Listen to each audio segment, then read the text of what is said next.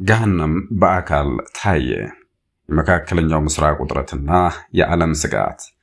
በመካከለኛው ምስራቅ የተቀሰቀሰውና አሜሪካና እስራኤልን በኢራን ላይ ያሰለፈው ጦርነት ሶስተኛ ሳምንቱን በያዘበት በዚህ እሁድ መጋቢት 6 ቀን 2018 ዓ.ም ወይም ማርች 15 2026 ቀጠናው ወደ ከፋ የጦርነት አዘቅት ውስጥ መግባቱን የሚያሳዩ ክስተቶች ተከታትለው ታይተዋል።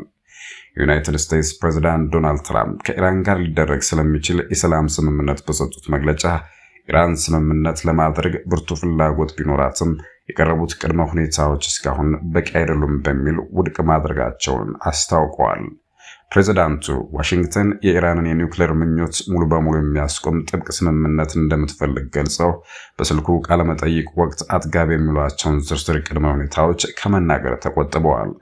ሆኖም ግን የኢራን ዋነኛ የነዳጅ መውጫ በሆነችው ካርድ ደሴት ላይ የአሜሪካ ኃይሎች በሌሊት ጥቃት መፈጸማቸውን አረጋግጠው ደሴቷን ሙሉ በሙሉ አውድመናታል፣ ነገር ግን ለደስታ ያህል ወይም just for fun ጥቂት ጊዜ ደጋግመን ልንመታት እንችላለን የሚል እጅግ አነጋጋሪና አስገራሚ አስተያየት ሰጥተዋል።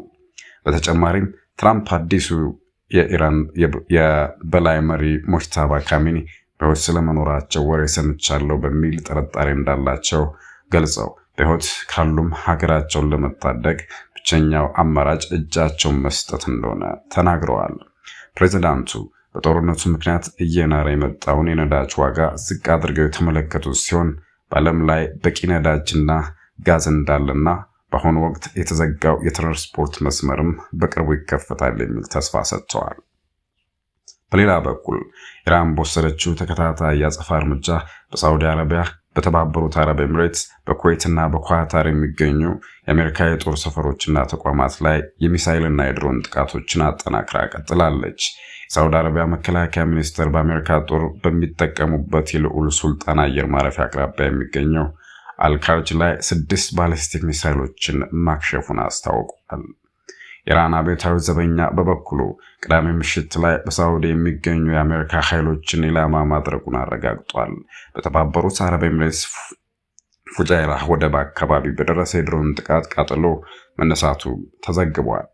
ወደቡ ለነዳጅ ማከማቻና ዝውውር ቁልፍ ስፍራ መሆኑ ጉዳዩን አሳሳቢ ያደርገዋል። ይህንን ተከትሎ አሜሪካ በደህንነት ስጋት ምክንያት በኦማን የሚገኙ አደጋ ጊዜ ሰራተኞች ያልሆኑ የመንግስት ሰራተኞቿና ቤተሰቦቻቸው ሀገሪቱን ለቀው እንዲወጡ ትዕዛዝ አስተላልፋለች።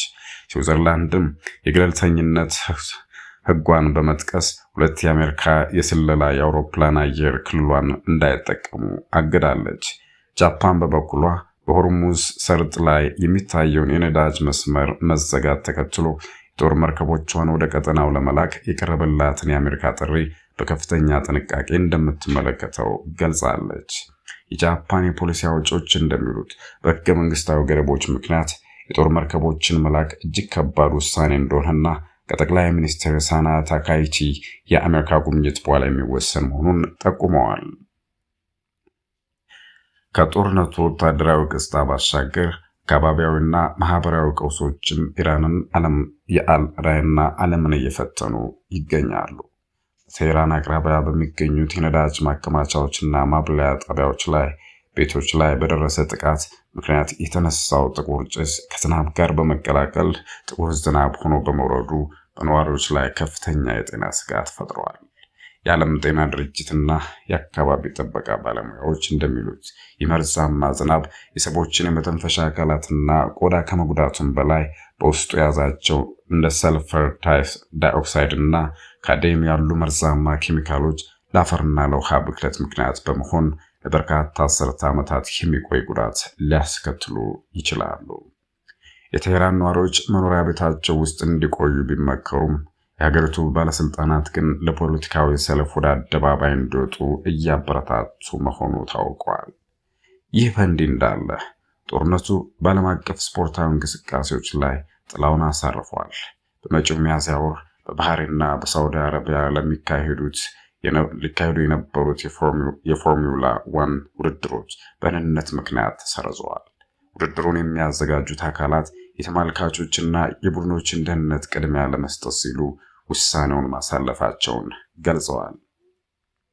በዚህ ሁሉ ማዕበል መሃል የኢራን የኪነ ጥበብ ሰዎች በተለይም ዝነኛ የፊልም ዳይሬክተሮች በስደትና በስር ሆነው ስለ ሀገራቸው ሁኔታ ድምፃቸውን እያሰሙ ይገኛሉ።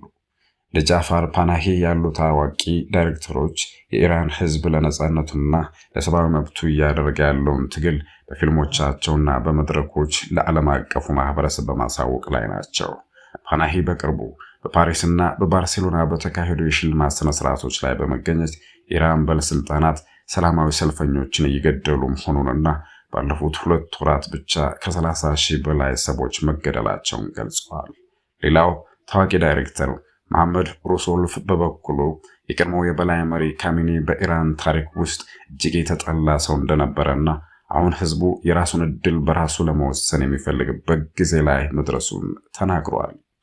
በአጠቃላይ ቀጠናው በከፍተኛ ውጥረት ውስጥ ባለበት የነዳጅ ዋጋ መናር፣ የአቅርቦት መስመሮች መዘጋትና መጠነ ሰፊ አካባቢ ብክለት ዓለምን ስጋት ላይ ጥሎታል። የአሜሪካና የእስራኤል ጥቃት በኢራን የጠፈር ምርምር ማዕከልና በሌሎች ቁልፍ ተቋማት ላይ የደረሰው ጉዳትም ግጭቱን ይበልጥ እያባበሳው ይገኛል። መልካም ጊዜ።